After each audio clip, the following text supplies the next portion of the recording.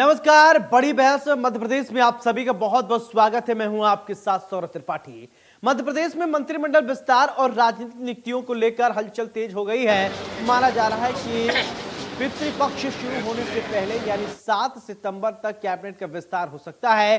भाजपा के राष्ट्रीय संगठन महामंत्री बीएल संतोष 2 दिवसीय दौरे पर भोपाल पहुंचे थे। इस दौरान उन्होंने मुख्यमंत्री डॉक्टर मोहन यादव, प्रदेश अध्यक्ष हेमंत खंडेलवाल, संगठन महामंत्री हितानंद शर्मा और प्रदेश प्रभारी महेंद्र सिंह से मुलाकात की है। बैठकों में मंत्रिमंडल विस्तार, निगम मंडल आयोग में राजनीतिक नियुक्तियों और संगठन की नई टीम पर चर्चा हुई है। फिलहाल मुख्यमंत्री और 2 उप मुख्यमंत्री सहित 31 कैबिनेट मंत्री हैं, जबकि अधिकतम क्षमता 35 की है। ऐसे में 4 नए विधायकों को मंत्रिमंडल में शामिल किया जा सकता है, ये संभावनाएं हैं। सूत्रों का कहना है कि क्षेत्रीय और जाति समीकरण को साधते हुए विस्तार किया जाएगा। संगठन में भी नई कार्यकारिणी और जिला स्तर पर नियुक्तियों की तैयारियां चल रही हैं। लंबे समय से अटकी निगम मंडल प्राधिकरण में नियुक्तियां भी जल्द हो सकती हैं। सूत्रों की बात करें तो सूत्रों ने बताया कि नियुक्तियां चरणबद्ध तरीके से की जाएंगी और पूर्व विधायकों को तथा सक्रिय पदाधिकारियों को भी मौका मिल सकता है। बीएल संतोष के दौरे के बाद माना जा रहा है कि भाजपा में सत्ता और संगठन को लेकर अहम फैसला सामने आ सकता है।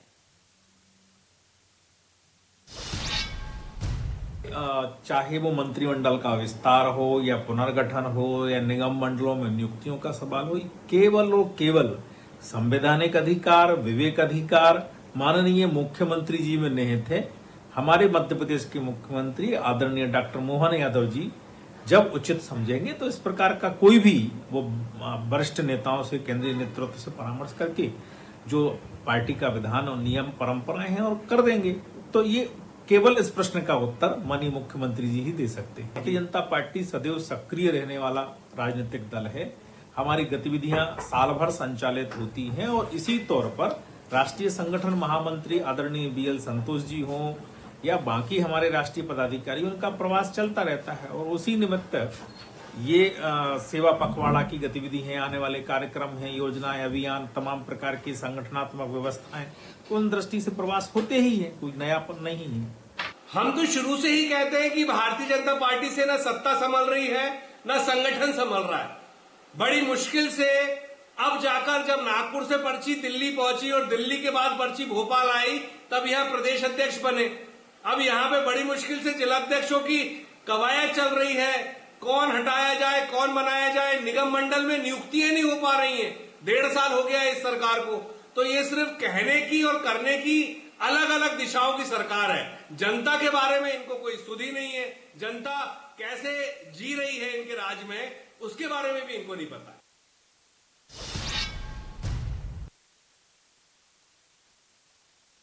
और कांग्रेस का भी आप बयान सुन रहे थे। बीजेपी का अपना तर्क है। चलिए सबसे पहले हमारे साथ मेहमान जुड़ रहे हैं, उनका परिचय करवाते हैं, फिर इसके बाद चर्चा की शुरुआत करते हैं कि कौन क्या सोचता है। फिरोज सिद्दीकी जी हैं, प्रवक्ता कांग्रेस के, बहुत बहुत स्वागत फिरोज जी। मंजरी जैन जी हैं, प्रवक्ता हैं बीजेपी की, बहुत बहुत स्वागत है। चर्चा की शुरुआत मंजरी जी मैं आपसे करना चाहता हूं कि मंत्रिमंडल विस्तार की तैयारियां चल रही है। 31 कैबिनेट में अभी मंत्री हैं, मैक्सिमम लिमिट 35 है। 4 लोगों को अभी तरजीह दी जा सकती है, मंत्रिमंडल में शामिल किया जा सकता है। क्या अभी आवश्यकता आपको महसूस हो रही कि 31 से काम नहीं चलेगा, 4 लोगों को की आवश्यकता क्यों है? नहीं, जो संविधान है उसके अनुसार मंत्रिमंडल का विस्तार होगा और ये अधिकार जो है माननीय मुख्यमंत्री जी का है और वो चाहेंगे जब मंत्रिमंडल का विस्तार होगा, सरकार के कामकाज हो, कामों का विकेंद्रीकरण हो और अच्छे से काम हो, तो उसके लिए मंत्रिमंडल का विस्तार होना अच्छी बात है, मैं समझती हूँ। और जो ये अधिकार क्षेत्र पूर्णतया मुख्यमंत्री जी का है और वो इस पर निर्णय लेंगे। बिल्कुल। फिरोज जी, मंत्रिमंडल विस्तार को लेकर आप कुछ कहेंगे, आपकी प्रतिक्रिया? देखिए, वैसे तो ये भारतीय जनता पार्टी का अपना आंतरिक विषय है और भारतीय जनता पार्टी को निर्णय ले रहा है। चूंकि अब ये सरकार है और सरकार में मंत्रिमंडल का विस्तार और राजनीतिक नियुक्ति है, इसका सीधा असर जो है जनता के ऊपर पड़ता है। कई सारे निगम मंडल खाली हैं, अल्पसंख्यक आयोग खाली पड़ा है, ना अध्यक्ष है ना कोई सदस्य है, कुल 4 कर्मचारी हैं, बहुत सारे जो समितियां हैं और एल्डरमैन है, कई सारी जगहें खाली हैं, जिससे जनता के ऊपर, जनता के विकास कार्य, जनता की सुनवाई के दुष्प्रभाव पड़ रहे हैं भारतीय जनता पार्टी की आपसी खींचतान का। और उम्मीद करते हैं हम कि जल्दी हो जाए। मंजरी जी को तो मैं शुभकामनाएं दूंगा कि ये भी लंबे समय से संघर्ष कर रही है, तो इनको भी कोई ना कोई राजनीतिक नियुक्ति मिले, ऐसी मैं शुभकामनाएं इनको देता हूं और आशा करता हूं कि इनको मिलना चाहिए। अब मैं सवाल ये है कि भारतीय जनता पार्टी में चल क्या रहा है, खो-खो चल रही है या घोड़ा बादाम छाई चल रही है, ये बात नहीं समझ में आ रही। ये खो-खो करेंगे, खो-खो में तो ये होता है एक को उठाया एक बैठा, एक को उठाया एक बैठा। और घोड़ा बादाम छाई खेलते हैं तो उसमें क्या होता है, रुमाल डाल के चले जाते हैं पीछे, और जिसके पीछे रुमाल आ जाता है वो दौड़ने लगता है। तो अब या तो ये होने वाला है। भारतीय जनता पार्टी में बहुत सारे ना अध्यक्ष जो चुनाव हुए हैं, चुनाव के बाद से जो उठापटक चल रही है, राष्ट्रीय अध्यक्ष ही नहीं बन पा रहा वहां। भारतीय जनता पार्टी में निर्णय ही नहीं हो पा रहे हैं। इतना लंबा समय हो गया, लगभग 2 साल होने को आ गए इस सरकार को, और 2 साल के अंदर में आपने कोई नियुक्ति नहीं कर पाए।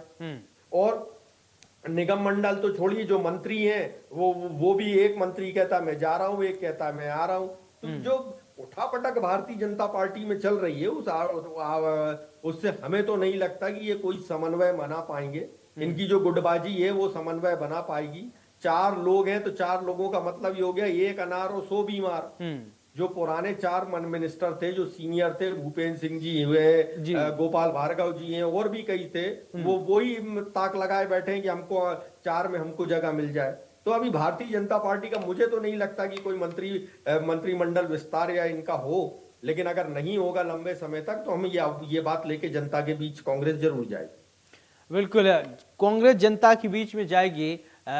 मंजरी जी, जनता के बारे में आप लोग तो मेहनत कर रहे हैं, 2 साल से सरकार आपकी है और जनता की चिंता कांग्रेस की भी हो रही है, तो क्या जनता की जो बातें होती हैं, जो मूल बातें हैं, वो फुलफिल नहीं हो पा रही हैं, जिसकी वजह से कांग्रेस उसको लेकर कंसर्न है? देखिए, कांग्रेस और बीजेपी में बहुत बड़ा फर्क है।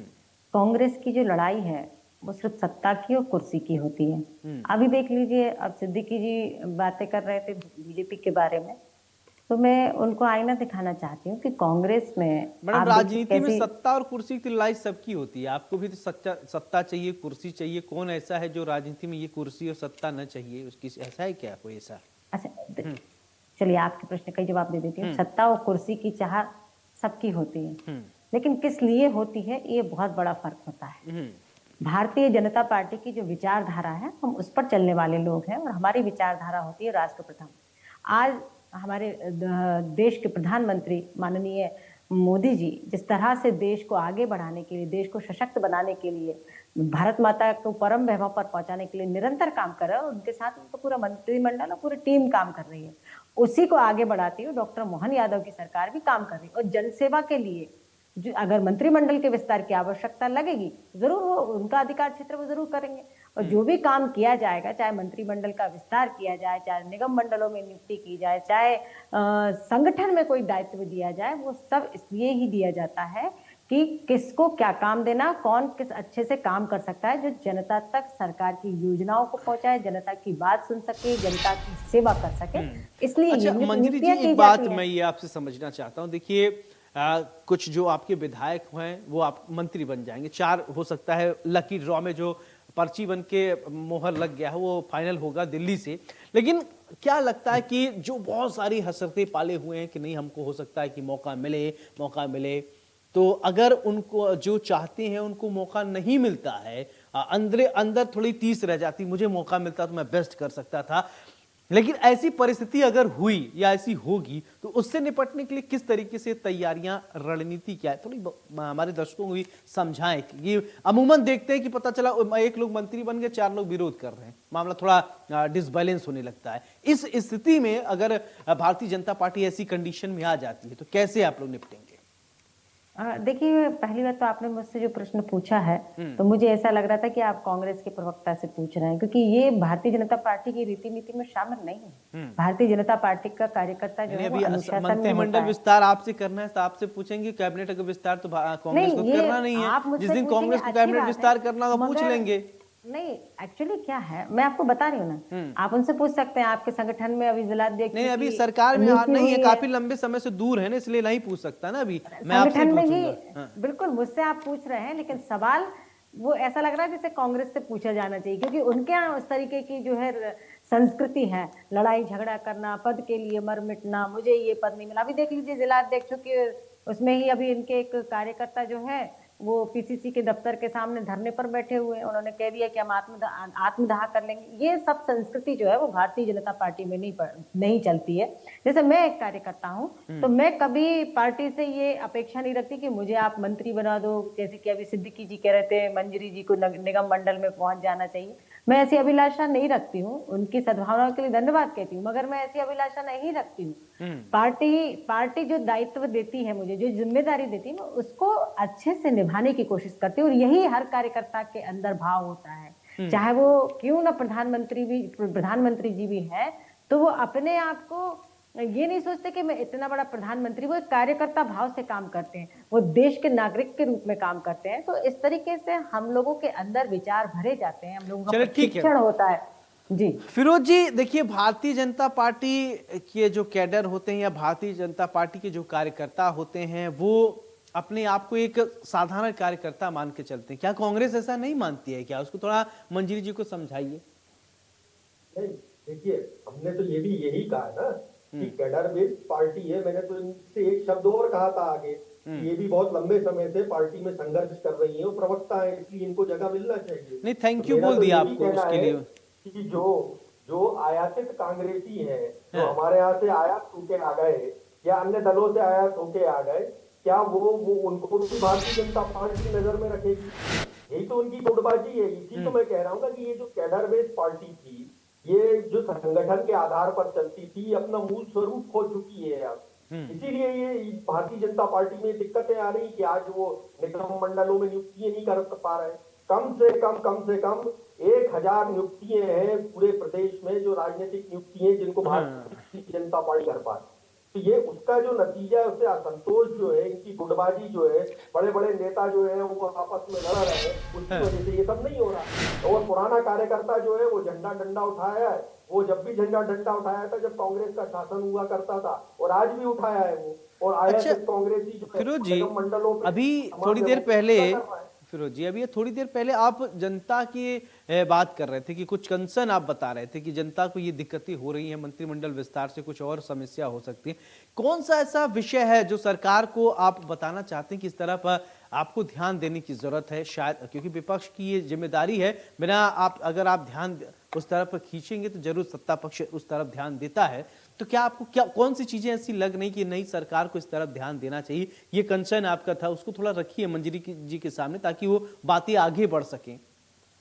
देखिए, सहकारी बैंकों के चुनाव नहीं हो रहे, और सहकारी बैंकों में नियुक्तियां नहीं हो रही है, राजनीतिक नियुक्ति। तो हमारे किसानों का जो सहकारी बैंक में प्रतिनिधित्व होता था वो छिन गया। अब आइए आप अल्पसंख्यक आयोग में, जो अल्पसंख्यकों के मामले थे, उनकी शिक्षा से जुड़े मामले थे, उनकी जो हालात है उनको लेके रिपोर्ट अल्पसंख्यक आयोग करता था, पूरा खाली। फिर आ जाइए आप महिला पे, तो महिला आयोग का काम था महिलाओं को न्याय देना नहीं है, वो महिलाओं की स्थिति, महिलाओं की शिक्षा की स्थिति, महिलाओं को कैसा न्याय मिला है, इसकी भी रिपोर्ट आपको देती थी और उन पर बदलाव करते थे। महिला आयोग भी खाली पड़ा है। आप रामकृष्ण सुमरिया जी हमारे यहाँ से भारतीय जनता पार्टी में आजीवन रहे, कांग्रेस में बताए और फिर पिछड़ा वर्ग आयोग के अध्यक्ष बन गए। ये जो भारतीय जनता पार्टी में हो रहा है, मैं उसको अंगीकृत कर रहा हूँ एक तरफ। तो ऐसे लोगों को, जो पढ़े लिखे लोग हैं, जिनकी जरूरत है, और इससे जनता का सीधा नुकसान हो रहा है। मैंने तो आपको इतने सारे मुद्दे बता दिए, और इस वजह से जनता के बीच में जो है काम नहीं हो पा रहा। अधिकारी जो है वो मनमर्जी से काम कर रहे हैं। तो सरकार को चाहिए कि शीघ्र इन सब कुछ करे, और वो कर नहीं रही है सरकार। मंजरी जी, देखिए, फिरोज जी कह रहे हैं कि अधिकारी अपने मन मुताबिक काम कर रहे हैं और निरंकुश होते चले जा रहे हैं, उन पर किसी का कंट्रोल नहीं है। क्या ऐसा है? क्या अनकंट्रोल्ड हो रहे हैं क्या अधिकारी? नहीं, देखिए, बहुत अच्छे से काम चल रहा है भारतीय जनता पार्टी की सरकार में, किसी भी तरीके की कोई अनियमितता नहीं, और सरकार अपनी प्रतिबद्धता के साथ मध्य प्रदेश के विकास के लिए निरंतर काम कर रही है।